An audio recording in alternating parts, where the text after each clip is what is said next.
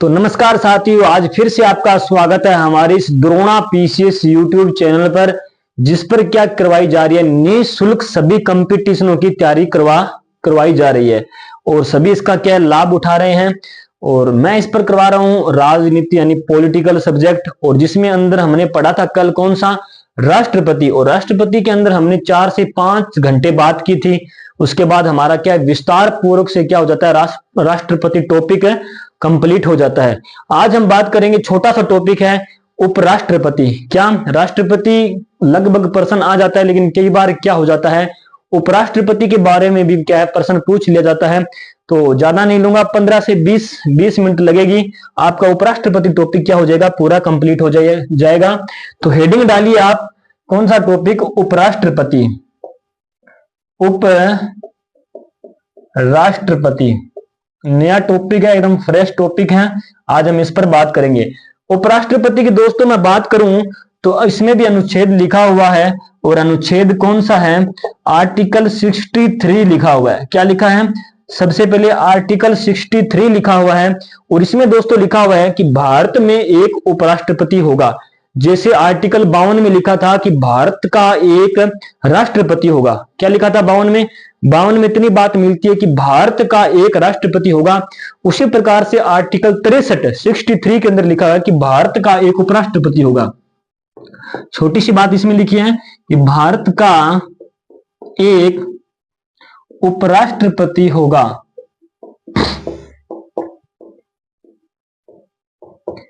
क्या होगा, भारत का एक क्या होगा, उपराष्ट्रपति होगा। और ये बात किसके अंदर लिखी हुई है, 63 के अंदर लिखी हुई है। उसके बाद अनुच्छेद दोस्तों कौन सा आता है, अनुच्छेद आता है 64 और 64 के अंदर क्या लिखा हुआ है कि उपराष्ट्रपति जो है क्या है, उपराष्ट्रपति राज्यसभा का पदेन सभापति होगा।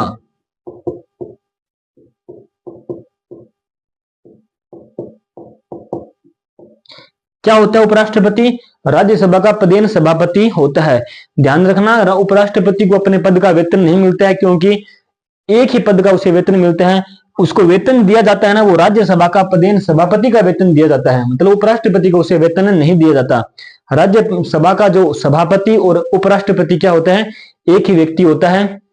राज्यसभा का जो पदेन सभापति क्या होता है, उपराष्ट्रपति होता है, और इसको वेतन मिलता है किसका, राज्यसभा का पदेन सभापति का। इसको क्या दिया जाता है, वेतन दिया जाता है। तो अनुच्छेद 63 में क्या है, भारत का एक उपराष्ट्रपति होगा। और 64 में दोस्तों क्या लिखा हुआ है कि राज्यसभा का जो पदेन सभापति होगा वो कौन होगा, उपराष्ट्रपति होगा। फिर 65 में क्या लिखा हुआ है, अनुच्छेद यानी आर्टिकल 65 के अंदर दोस्तों क्या लिखा हुआ है, यदि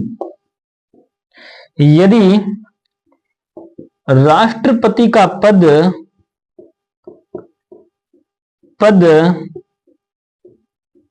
रिक्त हो जाए, क्या, यदि राष्ट्रपति का पद रिक्त हो जाए तो उपराष्ट्रपति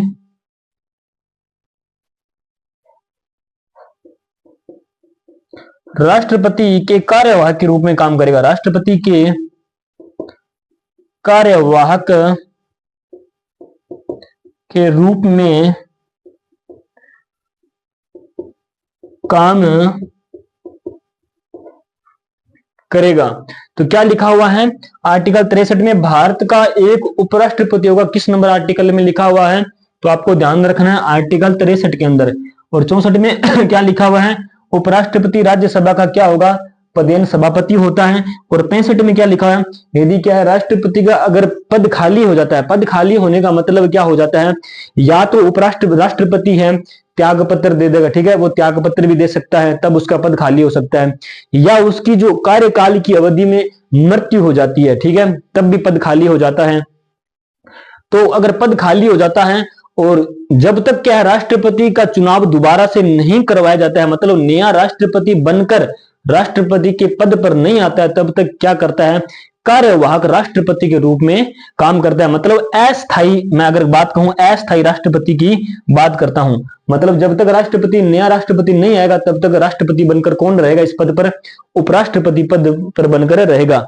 जैसे 1969 के अंदर क्या हुआ था, वीवी गिरी ने अपना पद पर त्याग दिया था, राष्ट्रपति पद भी खाली हो चुका था और उपराष्ट्रपति भी पद क्या हो चुका था, खाली हो चुका था। ठीक है, तब क्या सर्वोच्च न्यायालय का मुख्य न्यायाधीश था मोहम्मद हिदायतुल्लाह, उन्होंने क्या कार्यवाहक राष्ट्रपति के रूप में काम किया था। ठीक है, तो अगर उपराष्ट्रपति नहीं हो तो राष्ट्रपति के कार्यवाहक कौन रहता है, सर्वोच्च न्यायालय का मुख्य न्यायाधीश रहता है। तो इसमें अनुच्छेद में क्या लिखा है 65 में, यदि उस राष्ट्रपति का पद रिक्त हो जाए तो उपराष्ट्रपति राष्ट्रपति की कार्यवाहक के रूप में काम करेगा। तो आप इस एक बार 3 जो अनुच्छेद है इसको नोट कीजिए।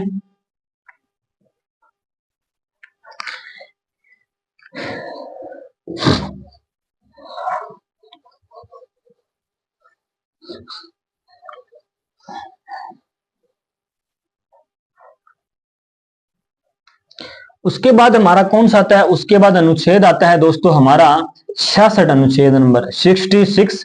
और 66 के अंदर दोस्तों क्या लिखा हुआ है, उपराष्ट्रपति पद हेतु योग्यता और उसकी क्या निर्वाचन प्रक्रिया। उपराष्ट्रपति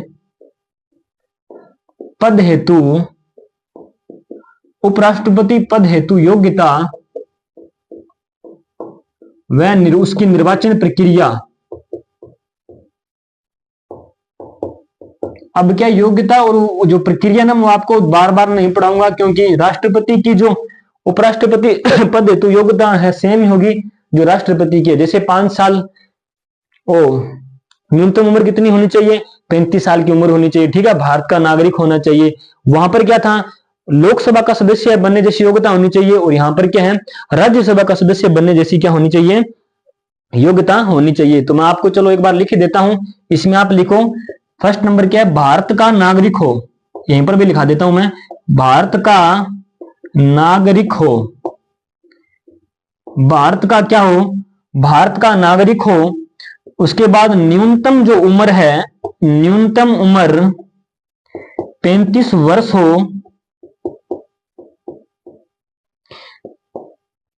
राज्यसभा का सदस्य बनने जैसी योग्यता हो, राज्यसभा का सदस्य बनने जैसी क्या हो, राज्यसभा का सदस्य बनने जैसी क्या हो, योग्यता हो, जैसी योग्यता हो।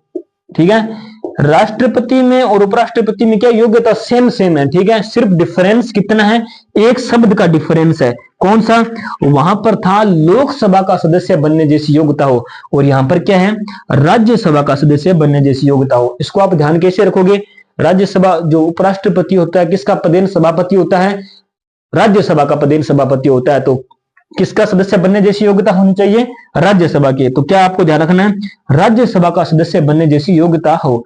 राष्ट्रपति में भी सेम है, भारत का नागरिक हो, यहीं पर भी क्या है, भारत का नागरिक हो। वहां पर भी क्या है, न्यूनतम उम्र कितनी थी, 35 साल की, यहीं पर भी क्या है, उम्र 35 साल की थी। वहां पर इतना था कि लोकसभा का सदस्य बनने जैसी योग्यता हो और यहां पर क्या है, राज्यसभा का सदस्य बनने जैसी योग्यता हो। छोटे छोटे जो शब्द है, ये शब्द क्या करवाते हैं, हमारा क्वेश्चन गलत करवा देते हैं। ठीक है, हम इन शब्दों पर गौर ही नहीं करते। जैसे क्वेश्चन अगर आ जाए कि उपराष्ट्रपति की निम्न में से योग्यता कौन सी नहीं है, तो यहां पर क्या कर देगा, लोकसभा कर देगा और हम सोचेंगे कि सारी सारी है। तो लेकिन यहाँ पर राज्यसभा आएगा और राष्ट्रपति में क्या आएगा, लोकसभा आएगा। तो इसको एक बार आप इसे नोट कीजिए।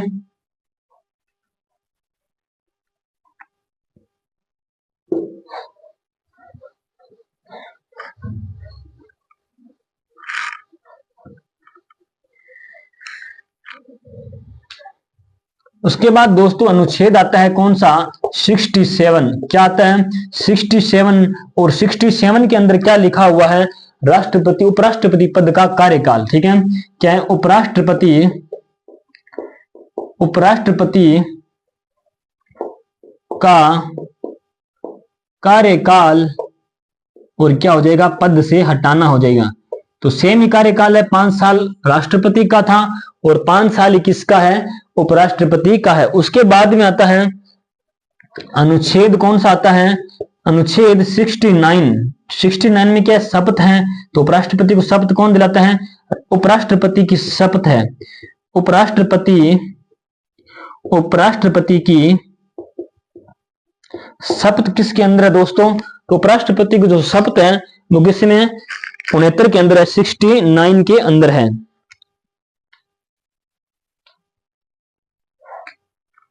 और ये जो शपथ दिलाई जाती है, ये जो शपथ दोस्तों दिलाई जाती है वो किसके द्वारा दिलाई जाती है? राष्ट्रपति के द्वारा दिलाई जाती है। राष्ट्रपति द्वारा क्या दिलाई जाती है? उसको शपथ दिलाई जाती है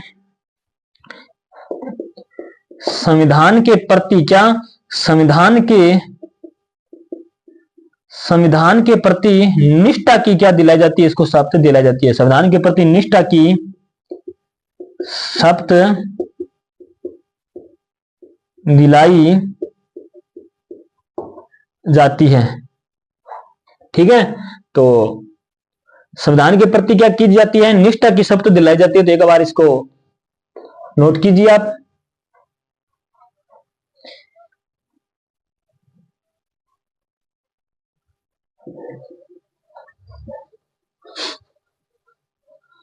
अब हम बात करेंगे निर्वाचन की जो प्रक्रिया, निर्वाचन की प्रक्रिया इसमें क्या रहती है उसकी बात करेंगे। तो निर्वाचन की जो प्रक्रिया है, उपराष्ट्रपति की निर्वाचन की जो प्रक्रिया है उसकी क्या करें दोस्तों, हम बात करेंगे। तो उपराष्ट्रपति के निर्वाचन में संसद के सभी सदस्य भाग लेते हैं। जिसे राष्ट्रपति के अंदर संसद के क्या होते हैं?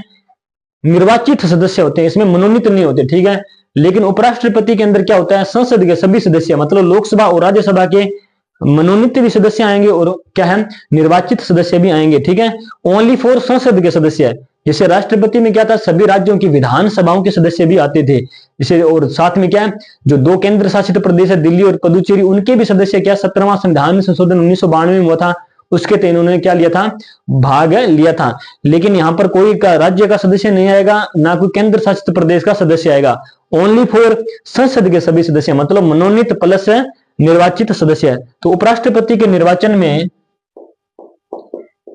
उपराष्ट्रपति के निर्वाचन में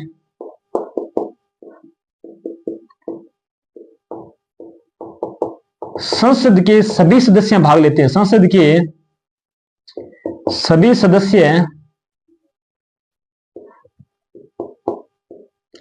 भाग लेते हैं। क्या? उपराष्ट्रपति के निर्वाचन में संसद के क्या लेते हैं? सभी सदस्य भाग लेते हैं। सभी का मतलब मैं लिख देता हूं, निर्वाचित प्लस मनोनीत। निर्वाचित भी भाग लेंगे और मनोनीत भी क्या लेंगे? भाग लेंगे। क्या लेंगे?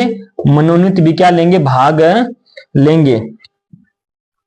ठीक है, तो मूल संविधान में दोस्तों अगर मैं बात करूं तो मूल संविधान में क्या है? उपराष्ट्रपति का जो चुनाव है ना वो संयुक्त अधिवेशन के आधार पर किया जाता था। मतलब मूल संविधान में उपराष्ट्रपति के निर्वाचन हेतु संयुक्त अधिवेशन का प्रावधान था। लेकिन 11वां संविधान संशोधन हुआ 1961 और 1961 के बाद में कौन सी प्रक्रिया चालू हो गई?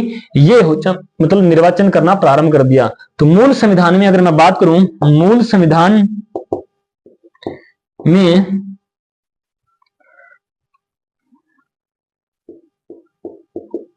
उपराष्ट्रपति के निर्वाचन हेतु, उपराष्ट्रपति के निर्वाचन हेतु संयुक्त अधिवेशन का प्रावधान था। संयुक्त अधिवेशन का प्रावधान था। लेकिन 11वां संविधान संशोधन कब हुआ था? 1961। ये क्या लिख रहा हूं मैं? संविधान संशोधन लिख रहा हूं। ठीक है, 11वां संविधान 1961 के तहत संयुक्त अधिवेशन के स्थान पर एकल संक्रमणीय अनुपातिक प्रतिनिधित्व का क्या किया जाने लगा? इस्तेमाल, जो सेम राष्ट्रपति में भी इसी प्रक्रिया से चुनाव होते हैं। तो 11वां संविधान संशोधन 1961 के द्वारा संयुक्त अधिवेशन के स्थान पर, संयुक्त अधिवेशन के स्थान पर एकल संक्रमणीय, क्या?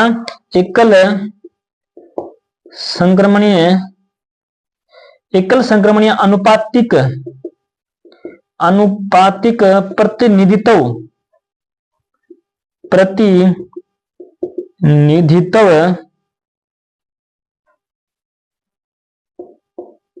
गुप्त मतदान को अपनाया गया।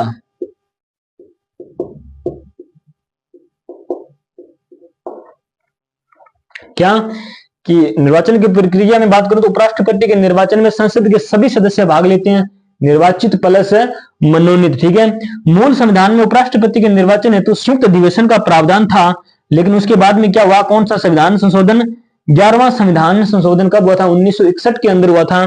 उसके द्वारा क्या संयुक्त अधिवेशन के स्थान पर, संयुक्त अधिवेशन के स्थान पर कौन सा राष्ट्रपति जिस प्रक्रिया से चुनाव लिया जाता है, एकल संक्रमणीय अनुपातिक प्रतिनिधित्व गुप्त मतदान प्रणाली के द्वारा, उसी टाइप से क्या किया जाने लगा, उपराष्ट्रपति को भी क्या किया जाने लगा, निर्वाचित किया जाने लगा। ठीक है, पहले तो संयुक्त अधिवेशन के आधार पर, मतलब जैसे मैंने आपको बताया था कि संसद में संयुक्त अधिवेशन का प्रावधान है। ठीक है, लोकसभा और राज्यसभा को बिठाया, ठीक है, दोनों में से संयुक्त अधिवेशन को बुलाकर किसको उपराष्ट्रपति बनाना है, तो एक को क्या बना देते थे, उपराष्ट्रपति बना देते थे। लेकिन उसके बाद में यह प्रक्रिया चालू की गई, एकल संक्रमणीय अनुपातिक प्रतिनिधित्व गुप्त मतदान प्रणाली के द्वारा, जिसके अंदर क्या संसद के सभी सदस्य भाग लेते हैं, मनोनीत हो या निर्वाचित हो। उसके बाद क्या वोटिंग की जाती है, और वोटिंग के आधार पर क्या किया जाता है, उपराष्ट्रपति का चयन किया जाता है। तो ये दोस्तों हमारा छोटा सा टॉपिक था, जिसको हमने कंप्लीट कर लिया। इससे बाहर कुछ है नहीं, मतलब जितनी बातें थी वो मैंने क्या है सारी आपको बता दी है। वैसे टॉपिक ही क्या ये छोटा सा है। तो कल हम दोस्तों नया टॉपिक लेकर आएंगे, नई शुरुआत करेंगे और देख लेंगे हम कौन सा टॉपिक स्टार्ट करने वाले हैं कल। तो अगर वीडियो हमारा अच्छा लगा हो तो वीडियो को लाइक कर, चैनल को सब्सक्राइब कर देना, और आशा करता हूं कि आपकी पढ़ाई है वो मस्त चल रही होगी। तो ऐसे ही पढ़ते रहिए और कामयाब होइए। तो जय हिंद, जय भारत, राधे राधे।